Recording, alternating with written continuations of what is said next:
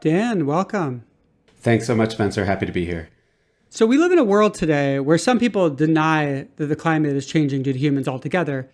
But even many people who believe in climate change think, oh, there's nothing we can do about it. It's a hopeless situation. Is that really true? Is it hopeless?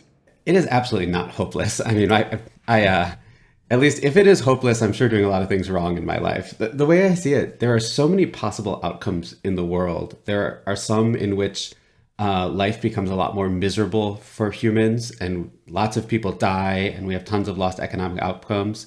And there's other ones where, where we basically solve the issue and do fine. And we can see pathways towards solving the climate change issue. And whether or not we actually solve it and prevent the worst outcomes is totally up to us as a society. So we'll get into some methods that you believe are effective for improving the climate. But first, let's talk about some things that a lot of people do that may not be effective. So planting trees, right? You see all these initiatives to plant trees. We see all these YouTubers getting together to plant trees. Does this actually work to improve our climate? Why or why not? So there's not exactly a work or doesn't work answer. If we were to manage to drastically increase the amount of forest cover on the earth and leave it there, like permanently increase the amount of forest cover, it would make a difference in terms of climate because trees grow and they store carbon, and that's carbon that's not in the atmosphere. So technically it's a fine solution. I think the question is more the practicality of it. You have example after example of high profile tree planting projects that just haven't worked. And the reason for that is that, first of all, it's not just planting trees. You have to keep them alive for a long time. And lots of times the funding for these projects just goes into planting or maybe a couple years of care. And then the trees die or there's a land conversion change. The other thing is the reason why we're losing forest is fundamental economic pressures. So pressure for firewood in Africa, pressure for palm oil in Indonesia, agriculture in South America. And those pressures are still there. So if you start planting trees, planting leaves, planting trees without removing the economic pressures that are causing people to expand into those areas or chop down trees for one reason or another, it means you probably don't have a permanent solution. Another thing is it's just seen as a kind of like very easy and very popular solution. Like, oh, this doesn't hurt anyone. We're just gonna plant trees. So it's already something where there's a lot of money and effort towards. And I would say the marginal effort, marginal dollar towards solutions, this is not the most high impact place you could put it. So when one of these trees that's planted grows up, is the idea that it captures like a fixed amount of carbon in the body of the tree, but then if the tree dies, that goes back into the atmosphere? Yeah, that's pretty much right. It's not like fixed. There's this curve where as it grows, it kind of absorbs more and more carbon. And then when it becomes mature, it absorbs carbon a bit more slowly. But yes, it's like you can think of the tree embodies carbon that it is taken from the atmosphere and just holds it. And if the tree dies, like if it burns, it immediately releases all the carbon. If it dies and is let to rot, it slowly releases the carbon. But once it's not living, that carbon normally finds its way back into the atmosphere eventually. And what about carbon credits as a strategy? Could you tell us what that is and how effective do you believe that is?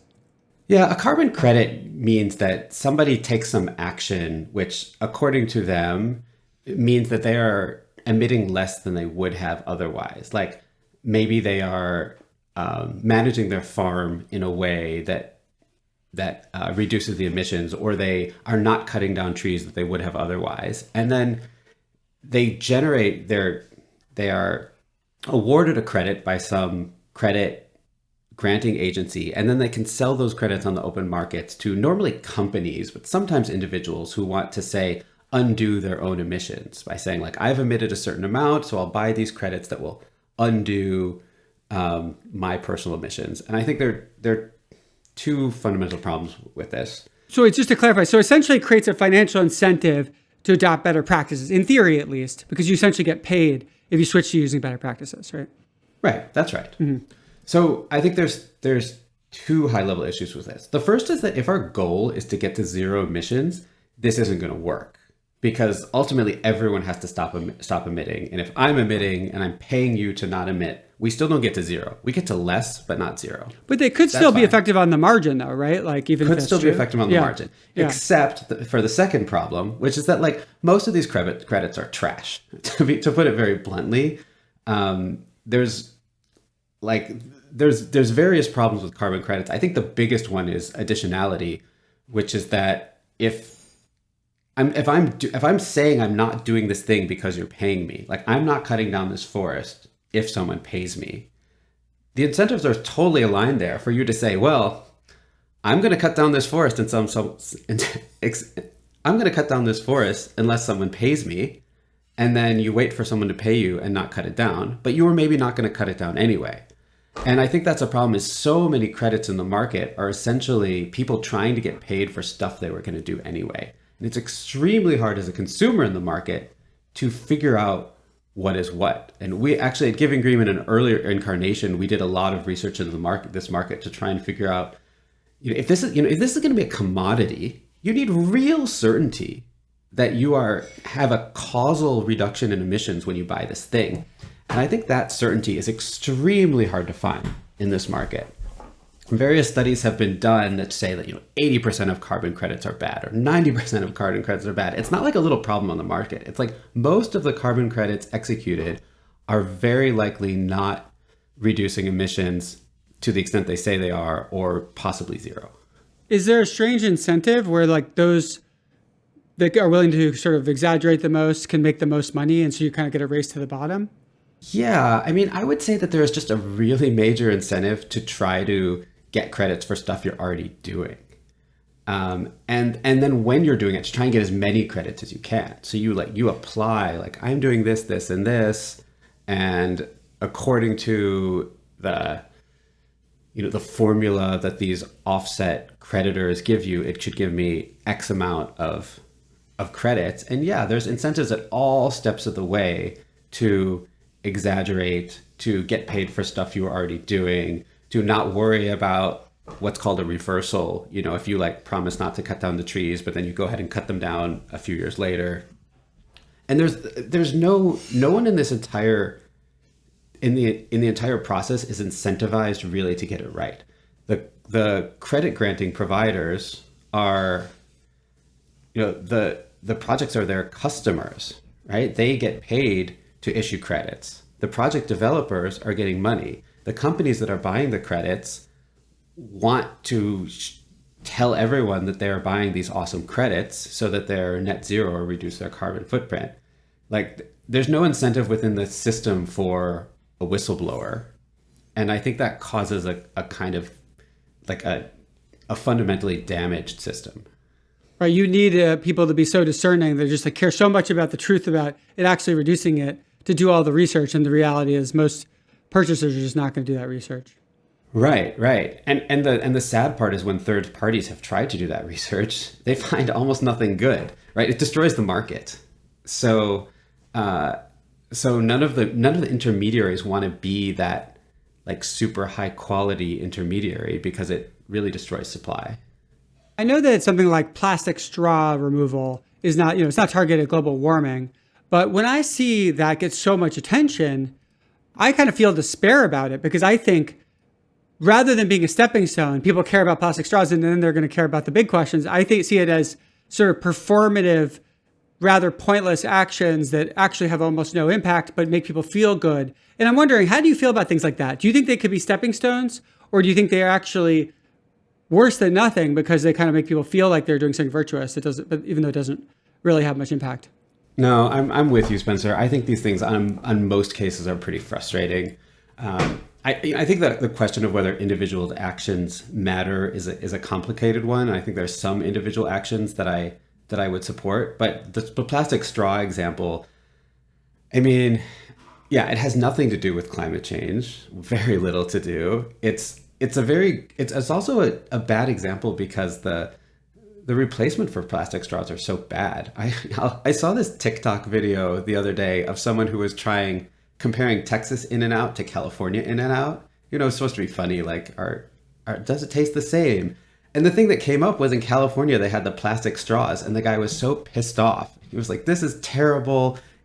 they had the paper straws in California because I was going to say California is not going to have plastic straws. And he was like, "This is terrible. It's like my Coke tastes bad. The straw's disintegrated. This is the worst." So it's something that, I mean, A, it doesn't really have a big upside, and B, it has a big downside in the public sphere because it pisses people off, and they say, "Why am I being asked to do this ridiculous thing in the name of who knows what, environment or climate? It doesn't even matter." And I think it causes people to reject some of the more reasonable policies and programs and throw out the baby with the bathwater. But how could you feel good about yourself if the paper straws actually worked, right? It's because you have to suffer using the paper straws, and then you can feel like you've done something virtuous. Yeah, I think so. I think this is part of the, you didn't quite ask about this whole issue of carbon footprint, but this is some of the things that people are trying to do with offsets, like measure your carbon footprint and then reduce it. But it kind of gets back to another issue I have with offsets, which is like, that is incredibly lacking ambition.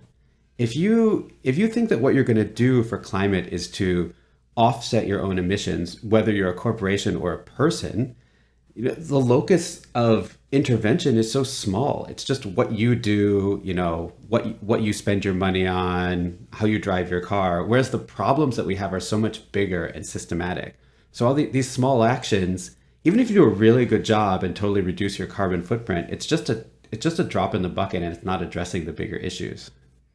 I wonder about that. So there's some cause areas, right? Like causing harm to factory farmed animals, where I think it's reasonable to say that if someone becomes a vegan, let's say, that there might be a dozen or more animals each year on average that don't get created in this factory farm system because of them. And now you can't say it's like exactly a certain number because it's probabilistic, right? Like, we know that when consumers change the supply when they reduce the demand. We can calculate roughly how much it will be. With any given consumer, it may or may not happen, but we can say for, when N consumers do it, it's going to reduce it by K units, right? You can kind of get an average. And a question I have is climate change like that, where you could say, if I personally stop polluting altogether, does it really make any difference at all? Or is it just kind of, is it sort of a drop in the bucket kind of thing where it doesn't matter and we really need collective action? It's not the sort of thing where my actions will will prevent the suffering of 12 animals or whatever. Yeah, I think that the analogy doesn't really work with climate, because let's say that I go off the grid and drop my emissions to completely zero. And so I think average American, I don't remember, it's like 2 tons of carbon per year. So I take those 2 tons off, and maybe that reduces warming by 0.0000001 degrees or whatever. I think it's absolutely imperceptible in terms of life for humans and animals on the planet. I imagine that's way less than 1 second of, it's like going to take an extra, microsecond or whatever to get to the level had you not done that, right? One thing that I do have a little bit more optimism about individual actions is sending market signals. So, for instance, if I just go off the grid and don't consume anything, I think that's almost nothing. But one thing that I do think is super important is bringing new technologies to market. And so one thing that it's always a struggle for new technologies when they're early in their development cycle and are a little bit more expensive or whatnot. So I do think there's something to be said for being an early consumer of important technologies and spending a little bit of money to, say, buy a heat pump or an Impossible Burger or an electric car, because in the early days these companies don't have a lot of customers, so it's not like you're 0.00001% of their customer base. You can chop a bunch of zeros off of there, and it can actually be meaningful to make this purchase and tell your friends about it and maybe crowd a few other people in. And it sends a signal to the market when they go fundraising, like the number of customers is going to be a big factor. So you can kind of magnify your impact a little bit when they can market, look, we have all these people purchasing.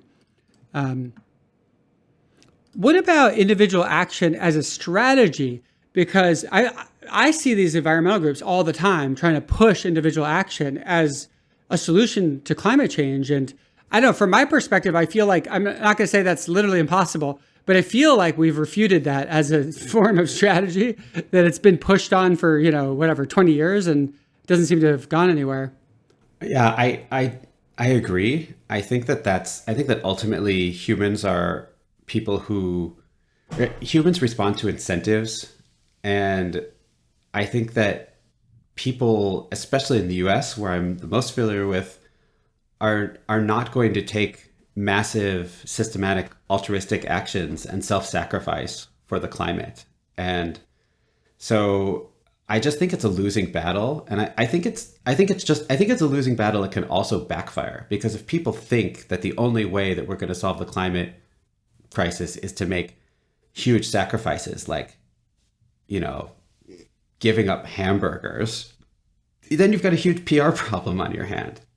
I do think you've seen a little bit of a difference in Europe, where some of these, like the pressure for individual action has caused meaningful changes in, say, energy usage and energy efficiency.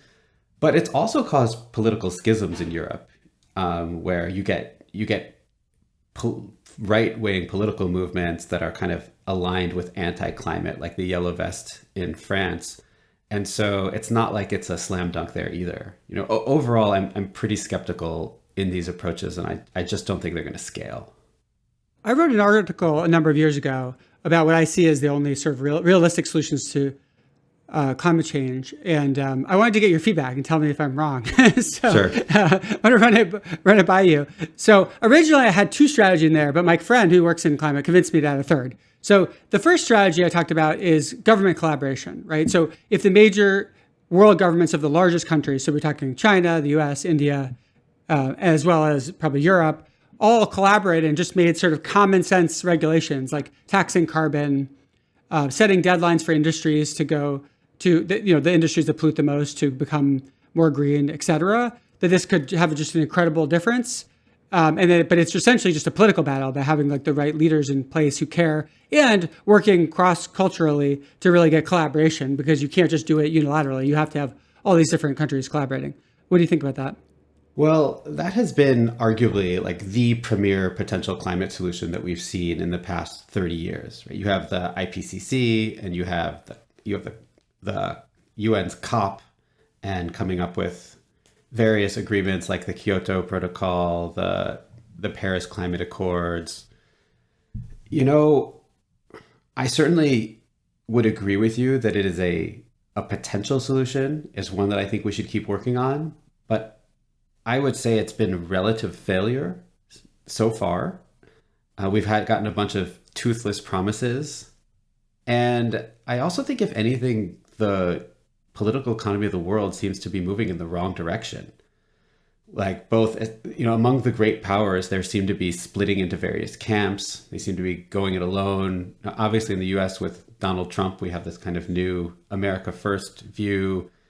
It doesn't really seem like a US or time-bound issue. I think you see similar parties in Europe.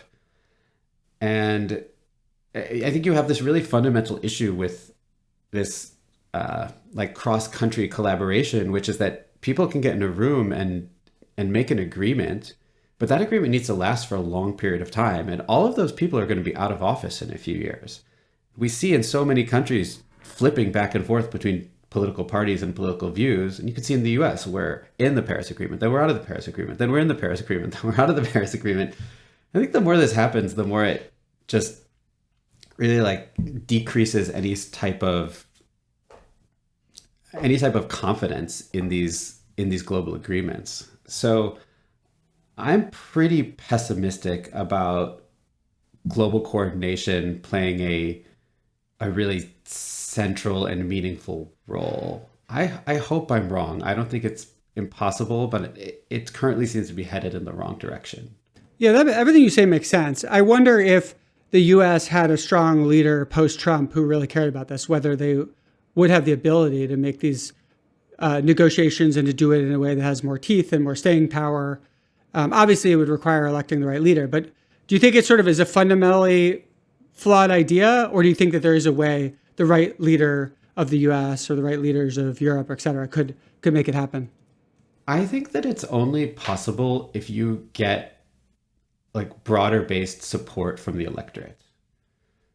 So I'm more optimistic in Europe, where in many European countries you have very solid majorities that say climate change is an important issue. We think our leaders should be doing something about it, etc. If you look in the US, it's extremely polarized by party, but even within Democrats, it's not a super high priority of most voters. I saw some statistics recently that it was basically saying, oh, there are no climate change, Americans. And the idea was not that nobody cares about it, but if you ask people like, what's your number one priority? Like almost nobody listed it as their number one priority in America. Yeah. Yeah. So, ultimately our political leaders follow to some extent the views of the populace. And as long as we're super divided on it and there's not agreement, as long as it's not a huge priority of the population, there's huge disagreement among parties. It's hard to see the US being a credible climate leader. Even if we get one super pro-climate president, everyone's going to understand that the pendulum could just swing the other way in 4 years. In this article, the second big strategy that I felt was potentially promising for climate is just technological innovation. And obviously, there's lots of companies working on technology related to climate, but the idea here would be massive government prizes or massive incentive programs, et cetera. Maybe with like really clear milestones, like if you hit this milestone in battery technology, we give you $1 billion or $10 billion, right? If you solve this particular challenge that we don't know how to solve, or you get carbon capture down to this cost or whatever. So the idea would be just saying, look, if we could, we know that people are unlikely to do a lot of actions to improve the climate when it's not in their self-interest to do so. But with technology, we can make it easier and easier for them to take good actions. We can make it more and more in your own interest to be green because it's easy to be green, it's cheap to be green, et cetera. Maybe it's even easier to be green than it is to not be. So what do you think of that as a broad kind of approach? Yeah, that's much more aligned with my views. I think that if there is a way out of this issue, like if we have a pathway to really stop slowing or stopping climate change, it's going to come primarily through technology. I think that people will not massively change their actions out of altruism, but they will because a better and cleaner product has come to market. A lot of people in the climate community are labeled as techno-optimist. I'm sure I've been labeled that before, but I'm not. And that's basically people who think like, oh, we're going to be fine. Technology is going to solve all the issues. I don't think I'm a techno-optimist because I don't feel super confident that all the technologies will be developed that we need, or that ultimately the technology that's developed will be cheaper than the emitting status quo, even if we have a good technology. There's no like golden law of nature that says the clean technology must eventually be cheaper than the emitting technology. But I do think that this is the one place where we've seen success. So we've seen solar panels go from this niche, extremely expensive technology to one of the cheapest energy sources. We've seen batteries drastically drop in price. I have this slide that I sometimes show that shows that both solar energy, since 1990, both solar panels and batteries have dropped in cost by 98%. And if you look at predictions of costs before then, it every year it drastically outstrips its predictions. So those are two just like major successes in the climate world that I think are really unmatched by any other policy or agreement or behavior change. So when I think about, what are the things we can do next, it's thinking about what is the next solar panel or batteries, and what can government or philanthropy do to make sure that these technologies are a success and push them forward. Is there a divide among environmentalists between ones that say, oh yeah, technology is a good thing, we should embrace it, this might be the way out, versus ones that are sort of anti-technology or view it as foolish to put stock in technology? Like, technology got us into this problem, why are we trying to focus on technology to get us out of it? I wouldn't say there are people who are anti-technology, but there are people who think that the problem is so incredibly urgent that we shouldn't be wasting our time developing and working with technology that doesn't exist yet, and we just need to deploy the stuff we have now. And there's an argument that we have all the technology we need, we have all the solutions. It's just a matter of finance and willpower to deploy them. And sometimes they will accuse the more technology-focused people of just it being like a delay tactic, a way to like avoid making hard decisions because some magical technology is going to come from the future and solve everything. So they're just saying, look, if we just put the brakes in everything, we switched everything to solar and wind and batteries, et cetera, we could just solve this right now. Yeah. But honestly, I think that like the facts just don't line up with that. Like maybe in some sectors you could do it. Like we could do it with electricity in theory, even though it would be incredibly expensive and require just massive overbuilding in order to get 100% clean electricity with just solar and wind. You can do it with transportation. We have battery operated cars. But if you start moving to some of the harder sectors, like the technology just doesn't exist. Like we can't just say like, okay, everyone start using clean concrete. Like there's barely any clean concrete out there. We're just figuring out how to do it. Concrete, steel, meat, aviation, shipping, like all of these things are at various levels of technology readiness, but there's no way to just throw money at the problem. You can't tell everyone like, okay, start taking clean aviation flights tomorrow. I guess you could tell everyone to stop flying or stop eating meat. But as we said before, that doesn't seem very realistic. Yeah, there's also a question of how would you actually get this to happen? Like you would need tremendous political will and the government would have to spend an incredible amount of money. It's just like, so then you go back to the question, would the government ever have that political will? Yeah, I mean, you would have a revolt from the populace if you said like, okay, we now have to have zero carbon footprint in our agriculture systems and like no more using steel and concrete and no more flying and no more shipping because like, sorry, we don't have technology for these things yet. Oh, and also like we're converting multiple states worth of land to solar electricity because now we can only use solar electricity. Like, A, I just don't think it's at all reasonable to say that we can get to net zero with current technology. And B, like even in places you could, it requires just massive, massive sacrifices that I think no democratic society would be willing to accept. And honestly, I don't think they should. I think that the trade-off is too stark. Well, this raises the question about, obviously you're really concerned about climate. That's what you work on, right? That's what you devote yourself to. But some people think it's literally the end of the world and it's happening really soon. So yeah, how do you differ from some other climate activists? Like what do they think and what do you think in terms of the pressingness and the seriousness of the problem? I would agree with most people working on climate that this is a serious problem, right? It's going to cause major disruption to human societies, major loss of lives, major decrease of economic output compared to a world without climate change. So I think it's a big problem. I also am optimistic about humanity's ability to develop solutions to the problem and also adapt to a warming world. So I don't know where exactly these things are on the spectrum. I'm not in the camp of this is going to be an existential crisis for humanity and all of human population is going to die out. But I also think that we have a little bit of time, right? Like I don't think that we are going to have massive, massive disruptions in human society in the next 10 or 20 years. I don't think if we go above these kind of like magical thresholds that the UN has put together, like 1.5 degrees or 2 degrees, everything is going to fall apart. But I do think the warmer it gets, the worse it's going to get. It's going to be nonlinear, and we want to prevent the worst possible outcomes, which means we really want to make sure that we don't get to 4 or 5 degrees or 7 degrees warming. So, I think we have a little bit of time to develop the new technologies we need in some of these hard to abate sectors, get the policies right, get the costs down such that the cost to humanity is it's not incredibly oppressive, and such that our population will actually embrace the energy transition rather than fight it. Going back to the question of technology more broadly, how would we best promote it? Suppose, you got to advise the government on how to use technology to solve the climate crisis. Would you be having giant prizes? Would you do a totally different approach? Yeah, I think that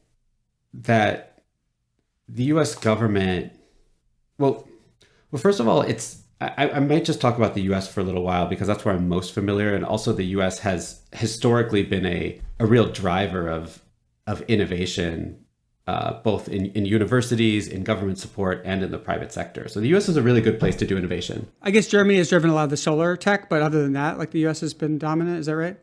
Yeah, I mean, pretty sure the solar panel was invented in the US, and then Germany had some of the first early adoption, and then China had the real major scale up. So it was sort of a global thing.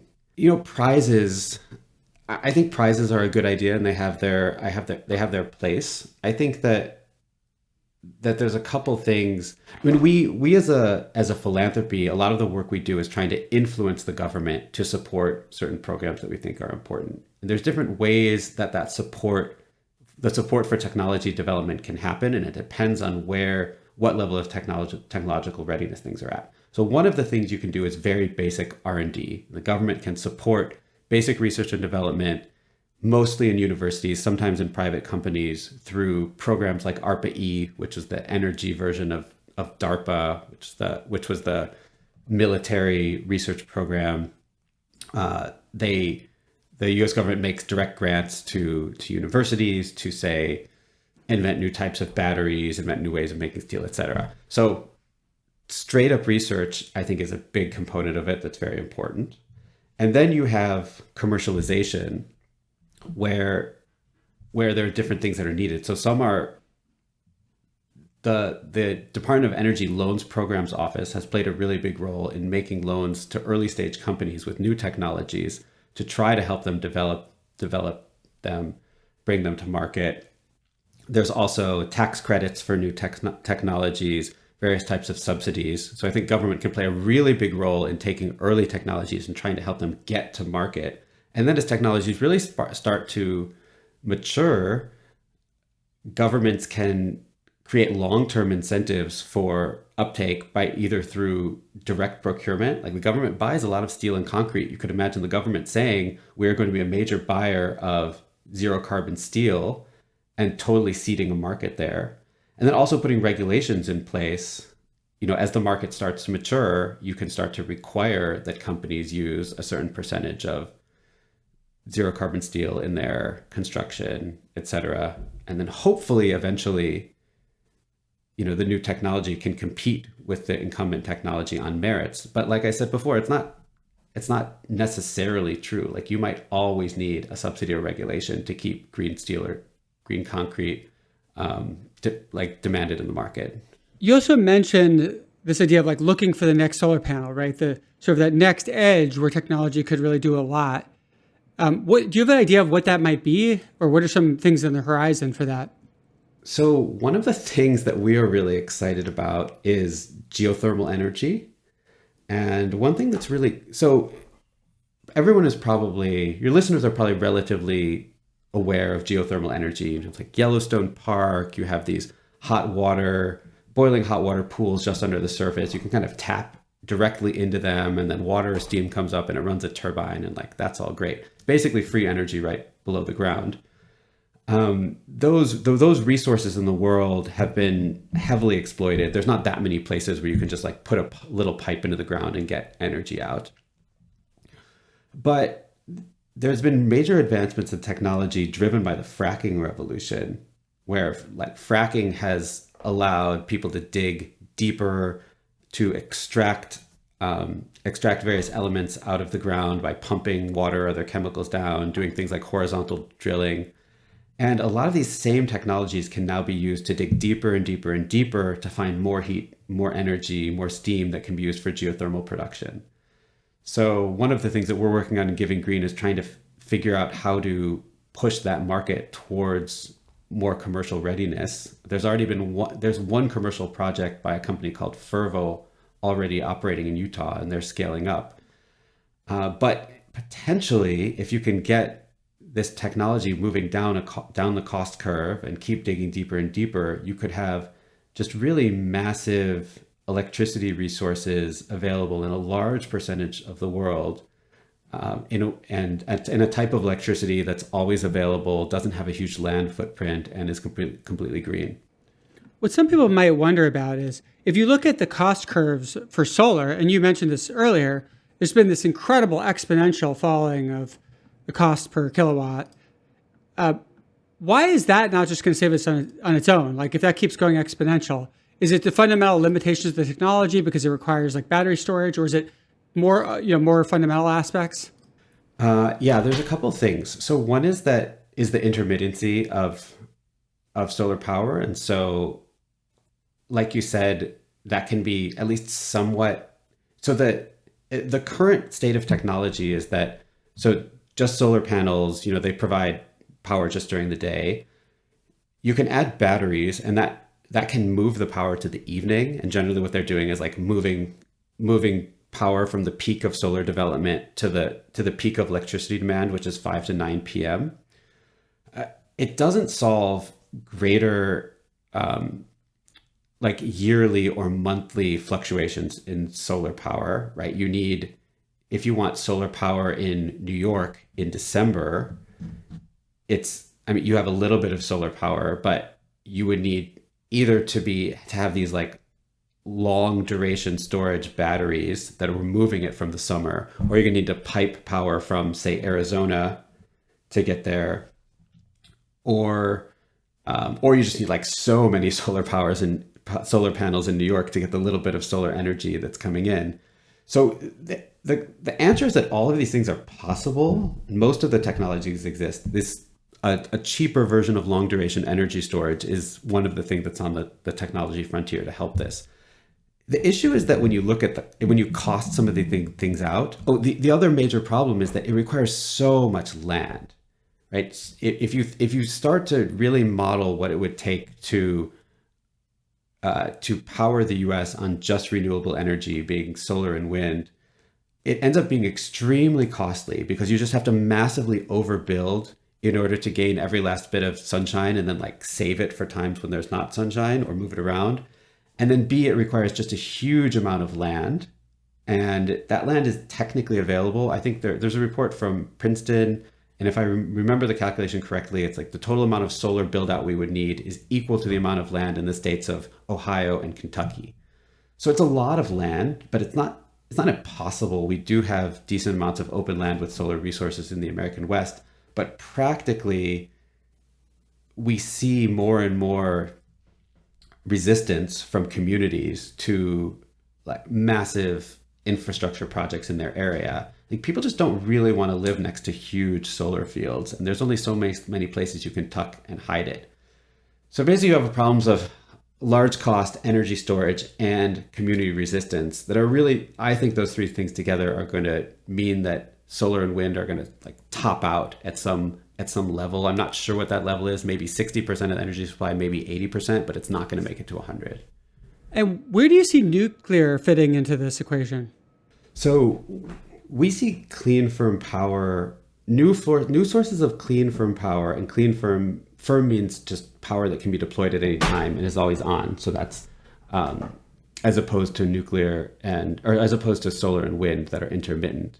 So we see new sources of clean, firm power as an extremely important part of this mix. For the reasons I mentioned before, solar and wind have this intermittency issue and this land issue, whereas clean, firm sources can always be on, and most of them have limited land requirements. So we're excited about geothermal, like I mentioned before. We're also excited about nuclear, which has a lot of these positive aspects and is a technology that already exists and is working. So nuclear has a lot of aspects that make it super attractive to a scale up of a green energy system. The issue with nuclear power is, especially in the US over the past few decades, it's gotten extremely expensive.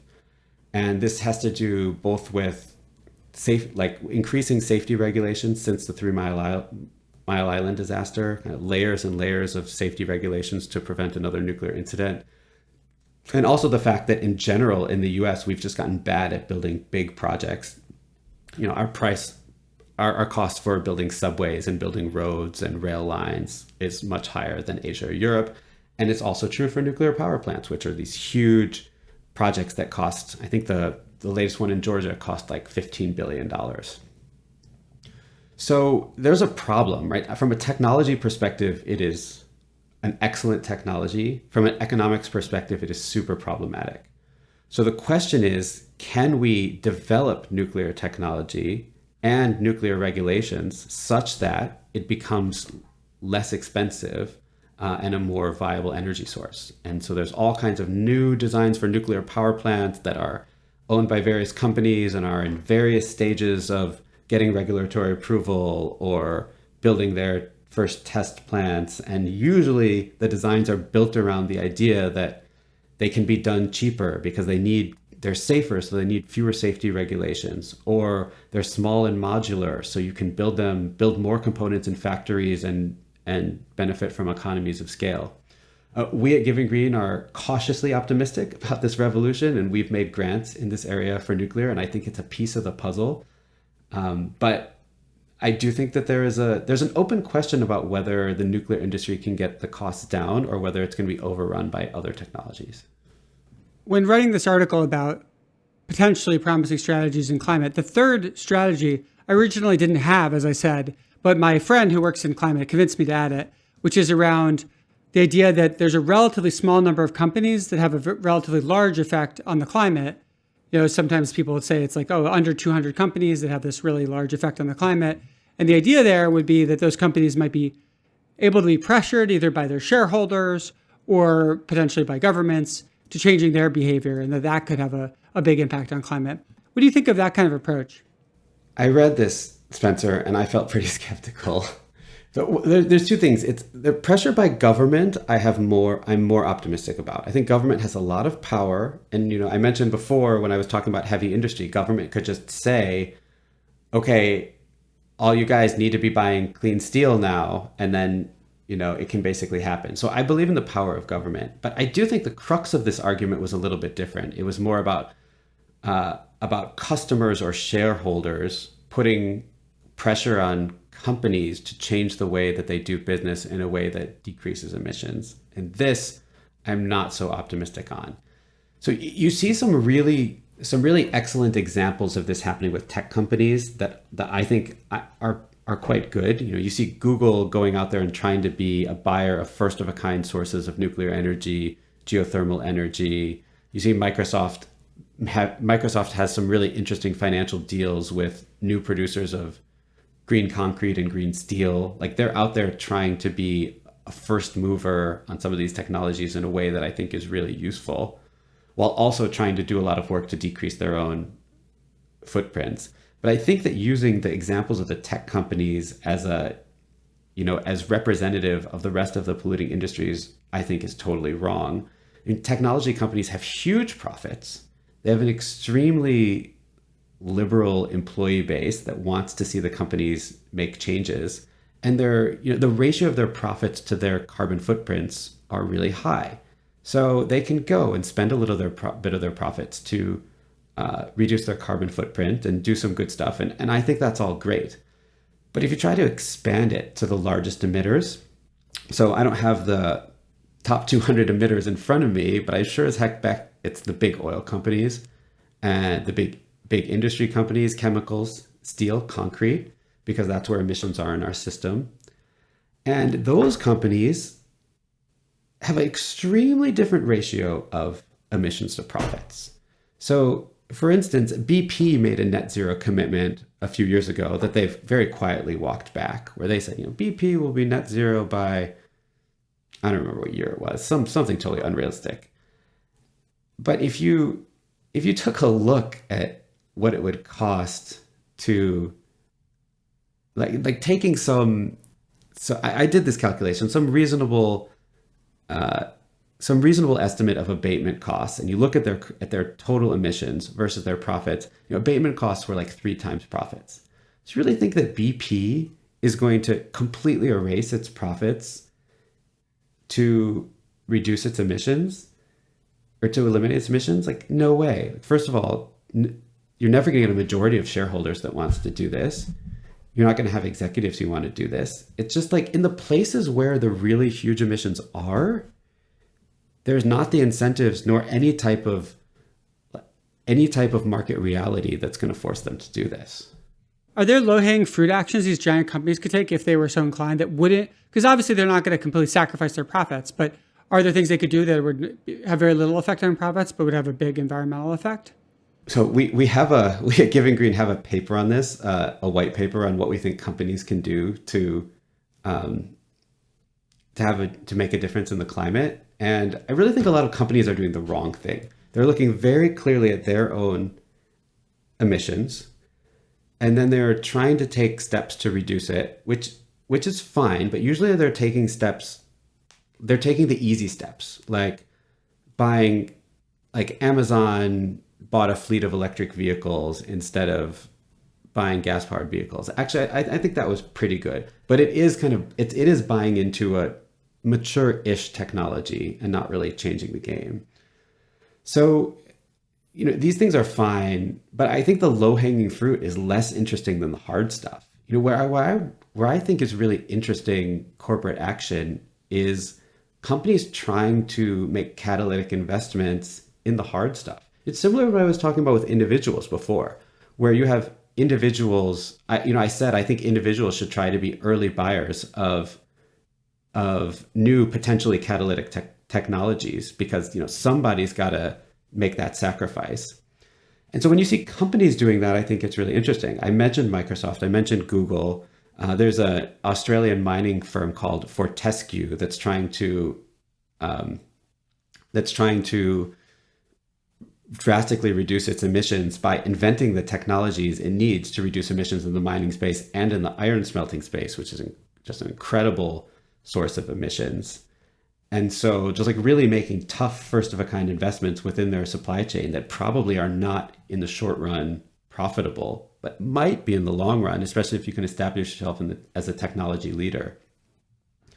So I think those are the types of, when I advise companies, I tell them, forget offsetting, forget paper napkins in your cafeteria. Think about like, what are the things within the economy that you as a company are really good at or have some sort of comparative advantage at?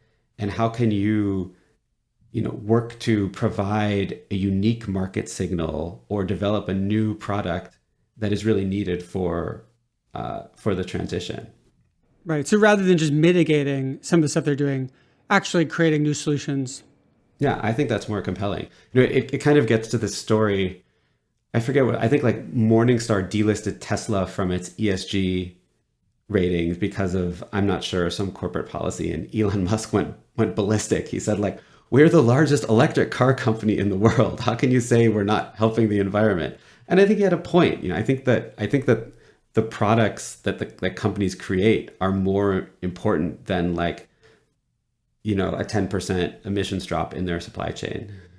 Okay, so we've talked about my article, but I'm wondering what am I missing, right? What are the big things that might actually really help? They're not any of the things that we've discussed so far. Well, I think I would just build on the technology pillar a little bit. So there's a lot of new technologies that need to get created. And then we need incentives and support in order for these technologies to actually come to market and have large adoption. So we tend to we have like a slightly larger umbrella that we call systems change, which means technology, markets, and policy. So I think that one of the major things that individuals can do to try and make a big difference in climate is to try and change what the government is doing. So from a philanthropic perspective, that means funding organizations doing education of government, doing research on what policies could be, doing various types of advocacy. Basically, I think a really important lever that most individuals have to making a big difference in climate is to try to change policy.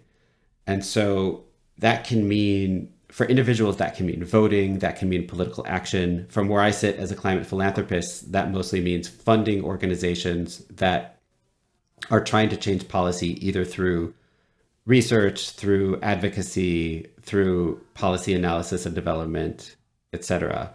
A lot of the times, these policies have to do with technology, like I mentioned before, but that's not necessarily the only thing. It can be various regulations, it can be international coordination, like you mentioned before. But I do think that governments, at least from the US perspective, the federal government, but also different levels, state governments, local governments, are just a huge lever because the regulations and policies they make can change the behaviors of actors up and down the system.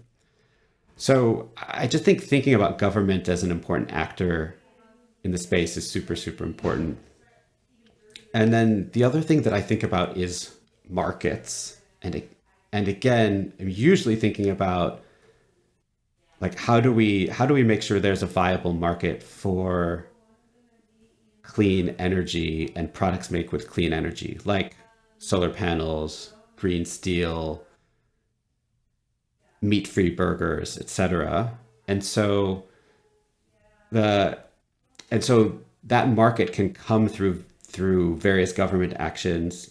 But there's other kind of interesting market shaping approaches, like coordination between various actors, say getting a bunch of like some of the more interesting ideas I've seen out there that haven't exactly been executed. But for instance, for green steel, what if you got a bunch of buyers of green steel together, like let's say big car companies, and then you get a bunch of producers of steel who aren't producing green steel now because there's no buyers, um, but maybe would if they had a commitment to buy. You can get these various groups together and align supply and demand to seed market development. And that's generally, this idea comes from the idea of advanced market commitments that you see in the vaccine industry. And there have been rising ideas to try and apply it to climate. I've seen things going on with air conditioners, with steel,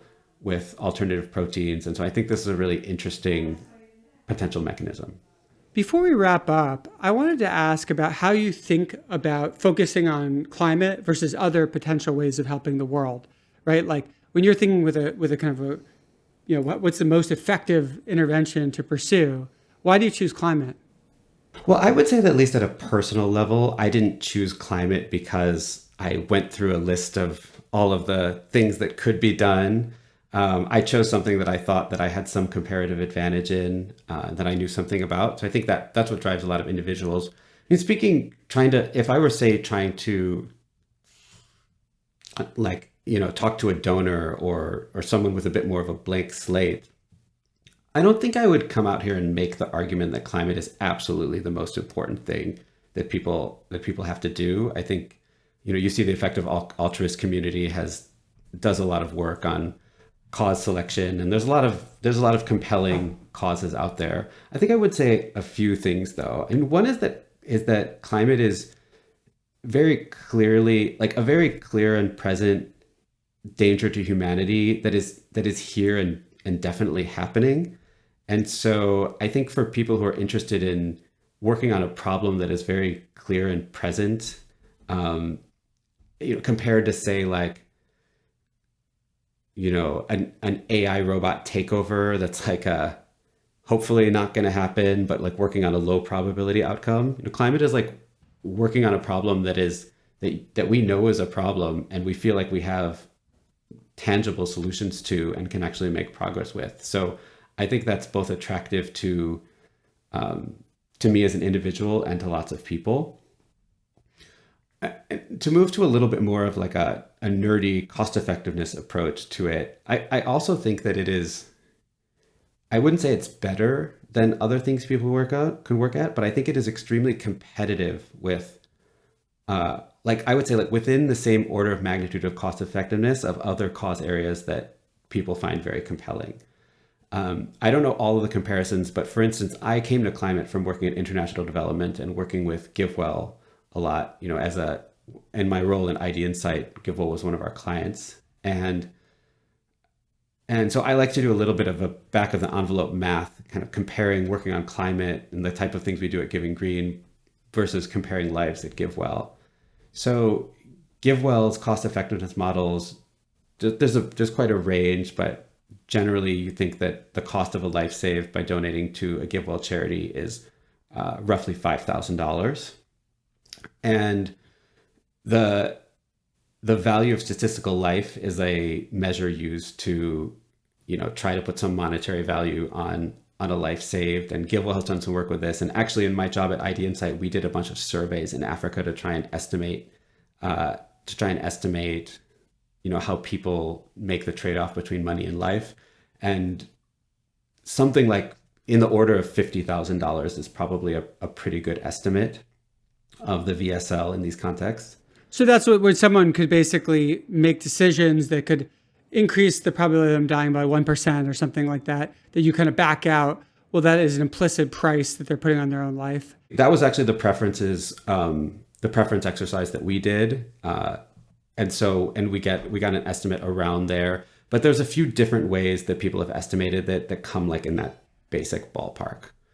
But yeah, that's right. So basically when I think if you're giving to GiveWell, you're getting roughly $50,000 of value for 5,000 cost, like a 10 to 1 return, which I think is great. Love GiveWell. So then I try to apply that to climate. And so I think our cost effectiveness models are way less certain than GiveWell. We'll just put that out there. Well, we've done a bunch of modeling of certain types of policy advocacy or technology development of the type we do. And we usually think that a good benchmark that we strive to achieve with our grant making is roughly $1 for every ton removed of carbon. And then what is the value of that to society? Well, this is an idea called the social cost of carbon that is hugely controversial and very difficult to make. Like, what is the long-term cost to society of avoiding 1 ton of emissions right now? And people have studies that are looking at long-term health effects, long-term economic effects, et cetera. It's very controversial. There have been papers recently out that say it's 1,000. The Trump administration wants to set it to 0. But the Biden administration's EPA used a number of 200, which I think is a relatively reasonable estimate given where the literature is now. And so what that means is if you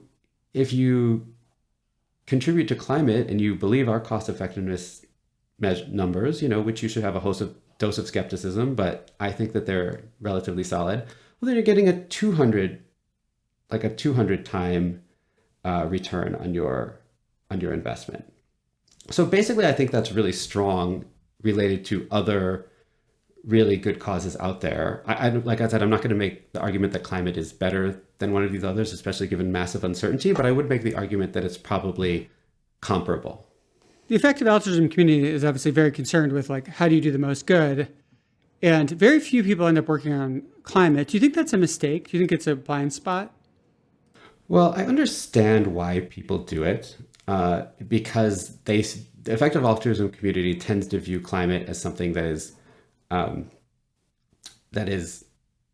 just a lot of people are working on, and they just view the niche of the effective altruism community as like, let's work on stuff that other people aren't working on. Right, like in a framework of like, well, you call it funding needed, but some would call it neglectedness. It seems to do very badly at face value because it's like, well, there's so much energy and conversation and effort going into it.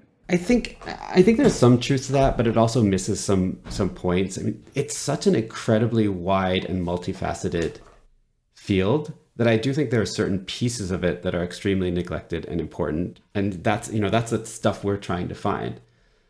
So I do think there's a lot of room for effective altruists to get involved with climate and make a difference. It's interesting.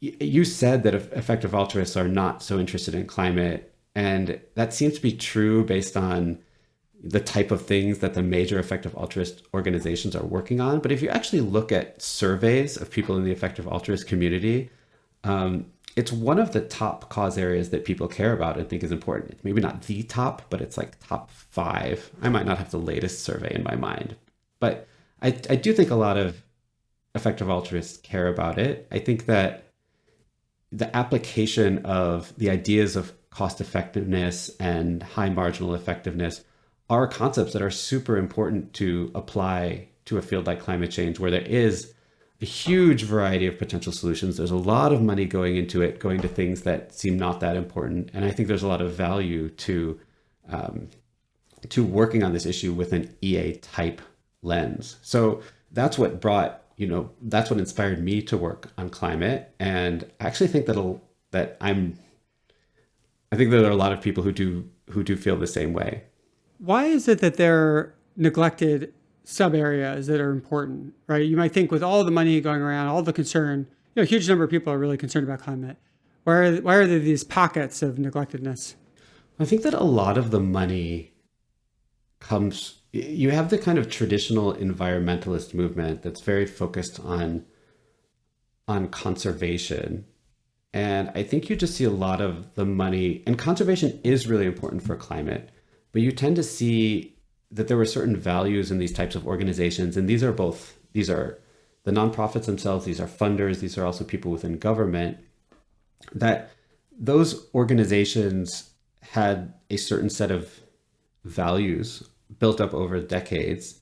And when you take those values and apply them to the climate issue, you only get a certain subset of actions, which are essentially, consume less, conserve more. And I think that that subset of actions is not super well placed to meet the moment of the complexity of the climate challenge. I think that you see this type of mindset are similar to what I was saying before, where people not wanting to invest in new technologies because they think, oh, the solution's simple. People just shouldn't be flying and we'll use solar power. But I think that's, as we talked before, that's just an oversimplification. And especially for people who want to take like a bit of a longer term view and say, let's make longer term investments in policy and technology that will make this transition easier, you just have fewer organizations, especially funding organizations, interested in that. People are not patient and they're not willing to take risks. And so I think there's a space for more patient, risk-loving capital in the system. A while back, I did a podcast episode where I brought on one person who's really involved in the climate world, has done a ton of work in it, and another person who's a little bit skeptical, but not skeptical in the way that you might think. Not skeptical of the whole cause, not skeptical of the broad conclusions. What their skepticism arose from is a lack of models that said, okay, if we let climate go as it's going, that we're going to have, hundreds of millions of people die or massive global unrest. Basically, their surprise was that as they looked at the reports and they looked at like number of deaths estimated and things like that, the numbers were always much smaller than they expected. If climate is such a big deal, why are the kind of numbers of deaths expected and stuff like this not that high? And then if you also look at even effects on GDP, you're like, well, if you assume that GDP is going to keep growing as it's been growing, yeah, it sucks to lose some of that GDP, but GDP is still growing anyway. So you still expect the future to be like much wealthier than it is today, even with climate factored in. So anyway, that was kind of the debate under discussion. And what the climate person said basically is that the biggest concerns about climate are not things that we can really quantify today. They're not things we can carefully model. We know it's going to cause devastating effects on the world, but these are going to be effects in migration, in massive wars, and we don't have good models for these things. So yes, if you just look at the things we can quantify, it doesn't look nearly as scary as it really is. But I just wanted to get your take on that, because that was sort of where we left that conversation. And it felt like a bit of a unsatisfying kind of conclusion. It's like, yeah, it's going to be horrible, but we can't really model how horrible it's going to be. Yeah, I mean, I wish I had all the answers to this. I think my first argument is, even based on what the models say, I think it's pretty bad. Like I did hear part of that episode, and hearing the guy that you said was on there like surprised at how not bad it was. But I don't really agree. I think like 30 to 50% lower GDP than we would have had, and millions of deaths built up over many years. Like that seems bad to me, and a problem worth working on. Well, those are obviously really bad things. But if you put them in context, you say, okay, yeah, 30% less GDP, but like also GDP is much higher than it is today anyway, right? So we're 30% less than a much higher level than we're used to, and millions of deaths. Yes, that's absolutely horrendous, but like cars kill millions of people, right, today. So it's like, contextually, it doesn't feel as big as you would have expected, Yeah, well, it depends on what you expected. So I think I would first argue that the baseline numbers are bad, and then I would say you combine these bad baseline numbers with all of these uncertain risks that are really bad. So I think the tail risks are tremendously bad. You're saying, right? Yeah. Like this is potentially what your other guest was talking about. The ones that I think about as being really scary are these certain tipping points. Like people are quite worried. Not to get too technical, people are worried about the Amok collapse, which is like the currents in the Atlantic Ocean that keep Europe basically temperate, and that if this collapses, then Europe will like suddenly go into a centuries-long freeze, and all kinds like a bunch of models show that potentially happening, but we're not really sure. And there's a number of other like major collapse type things on this. There's also worry about, I think one of the problems with looking at averages is it erases all kinds of spatial differences, right? So let's say, yes, total GDP, I saw an estimate recently, I'm not putting myself behind it, but something like 30% decrease in GDP compared to a world without climate change by 2050. Okay, that's bad, but that's going to, even if you say like, okay, that's not bad, that's hiding major spatial differences, right? That's combining increases in GDP in Canada and Russia with major plummets in GDP near the equator in sub-Saharan Africa.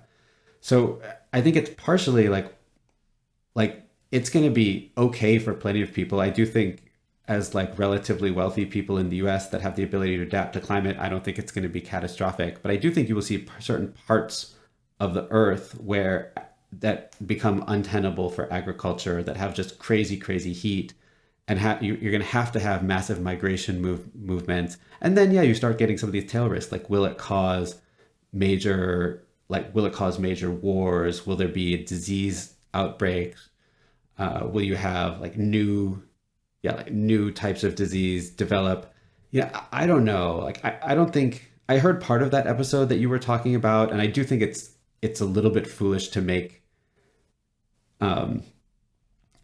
it's foolish to kind of like assume that all of these things will happen when we don't, like, to say like freak out about civil war happening because of climate when that causal pathway is so incredibly undefined. And maybe just the rising GDP in the meantime is going to make it so everyone better off, even in these areas where agriculture is being depleted, that it won't matter. But I do think that there are all these different tail risk scenarios that are scary enough that it makes, at least from my perspective, makes me think like, okay, the baseline projection is bad and the tail risks are really scary. And those two things combined really demand action. The other thing is that the total amount of like money and effort needed to solve this issue, it's not that crazy. Like, again, this is really hard to estimate, but you see some estimates that say something like this is going to knock off 3% of GDP per year or cost 1% of GDP to fix. It's like, it is very much a problem that is solvable without an extreme amount of sacrifice. It's so funny because I don't know if I've ever heard someone say that about climate change, that it's like, it's actually like a cost-effective thing to do because, No, this is not some sort of weird thing coming out of my head. This is pretty mainstream, which is just that like the costs to solve climate change seem much lower than the damages it will create. Yeah, I mean, it makes a lot of sense, but I don't know. I don't hear a lot of people making that argument, so I found that interesting. Yeah, there's a world where models are so uncertain, and this is not the world we live in, but there's a world where models are so uncertain that you kind of just dismiss them. And you're like, well, I'm not going to worry about that because the model sucks so bad. And then there's a world where the models are like perfectly certain, and you're like, okay, we know exactly what's going to happen. And I feel like climate is in this weird middle ground where the uncertainty actually makes things much scarier and riskier because we don't know. There could be these recursive loops in the climate. There could be these cycles and everything goes like completely to shit. And we know things are nonlinear. We're like, if it's not in the if it's not in the median estimate, it turns out it's like the worst 5 percentile. We might be just completely fucked, right? So that uncertainty actually makes me significantly more concerned about climate. Yeah, I totally agree with you.